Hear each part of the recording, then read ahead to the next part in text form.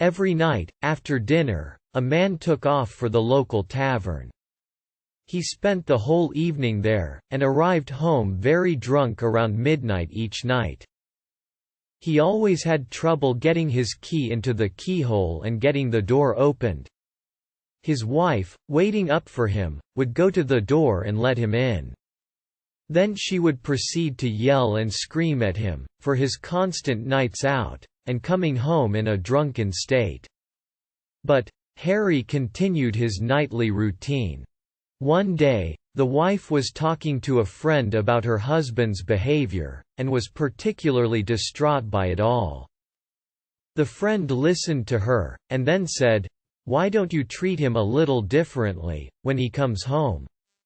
Instead of berating him, why don't you give him some loving words, and welcome him home with a kiss?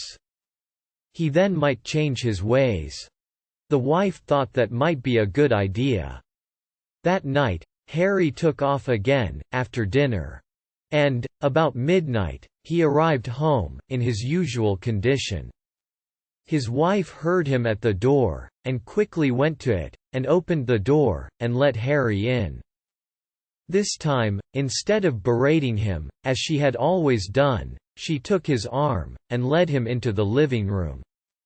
She sat him down in an easy chair, put his feet up on the ottoman and took his shoes off. Then she went behind him, and started to cuddle him a little.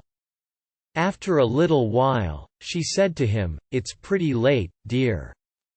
I think we had better go upstairs to bed, now, don't you think?" At that, Harry replied, in his inebriated state, "I guess we might as well.